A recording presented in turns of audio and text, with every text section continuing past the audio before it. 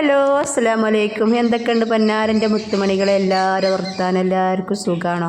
അപ്പോൾ ഇന്ന് മീൻ വാങ്ങാൻ പോയപ്പോൾ മീൻകാരടുത്ത് പച്ചസ്രാവിൻ്റെ കുട്ടിയാണ് ഉണ്ടായിരുന്നു കേട്ടോ. അപ്പോൾ അതാണ് വാങ്ങിയിട്ടുള്ളത്. പച്ചസ്രാവ് എന്ന് പറഞ്ഞാൽ എനിക്കും മക്കൾക്കൊക്കെ നല്ല ഇഷ്ടമാണ് കേട്ടോ.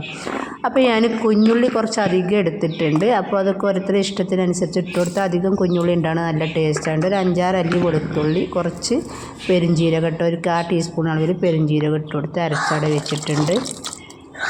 പിന്നെ നമ്മൾ പുളി തിരുമ്മി ഒഴിച്ച് കൊടുത്തു. പച്ചമുളക്, തക്കാളി, ഒരു വലിയുള്ളിൻ്റെ ഭാഗം ഇട്ട് കൊടുത്ത് കറിവേപ്പിലയും കൂടെ ഇട്ട് കൊടുത്തിട്ട് അപ്പോൾ പാകത്തിന് ഉപ്പ് ഇട്ട് കൊടുക്കുന്നുണ്ട്.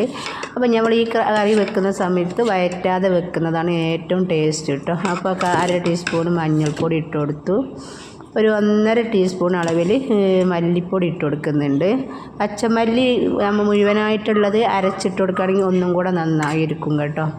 പിന്നെ 3/4 ടീസ്പൂൺ അളവിൽ മുളക് പൊടി ഇട്ട് കൊടുത്തു. നമ്മൾ നേരത്തെ അരച്ച് വെച്ച ഉള്ളിയും ജീരകവും ഒക്കെ കൂടെ അരച്ചതും കൂടെ ഇട്ട് കൊടുത്തു കേട്ടോ. അപ്പോൾ ഈ ഒരു രീതിയിൽ സ്രാവ് വെക്കുകയാണെങ്കിൽ നല്ല ടേസ്റ്റാണ്. ഇതിൻ്റെ ഉമ്മാൻ്റെ ഒരു വെപ്പാണ്. സ്രാവ് വയറ്റി വെച്ച് കഴിഞ്ഞാൽ അത്രയ്ക്ക് അങ്ങ് ടേസ്റ്റ് കിട്ടൂല കേട്ടോ.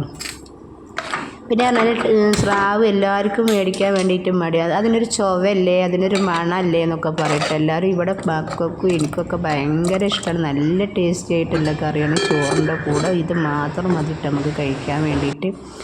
അപ്പോൾ നമ്മളെ മീനൊക്കെ നമ്മൾ മുറിച്ചെടുത്തിട്ടുണ്ട്. ഇതേ പാകത്തിലാണ്. ചെറിയ കുട്ടികളാണ്. സ്രാവിൻ്റെ അത്ര വലുപ്പമല്ല.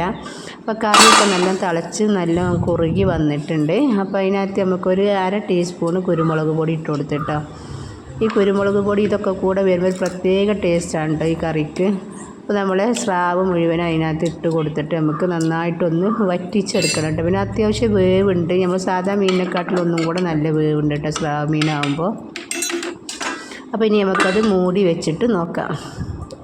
അപ്പോൾ നമ്മളെ കറിയൊക്കെ നല്ല വെന്ത് നല്ല വറ്റി നല്ല പരന്നായി വന്നിട്ടുണ്ട്. അപ്പോൾ നല്ല അടിപൊളി ടേസ്റ്റാണ്. പിന്നെ മീനിൻ്റെ കറിയൊക്കെ ചോറിൻ്റെ കൂടെ കഴിക്കാൻ ഭയങ്കര ടേസ്റ്റാണ്. അപ്പോൾ എൻ്റെ വീഡിയോ ഇഷ്ടപ്പെട്ട എല്ലാ മുത്തുമണികളും സബ്സ്ക്രൈബ് ചെയ്തോളി, ലൈക്ക് അടിച്ചോളി. ഇഷ്ടപ്പെട്ടാലില്ലെങ്കിൽ കമൻറ്റ് അടിക്കട്ടെ. അപ്പോൾ അടുത്തൊരു വീഡിയോ ആയിട്ട് വീണ്ടും വരുന്നവരേക്ക് എല്ലാവർക്കും അസ്സലാമു അലൈക്കും.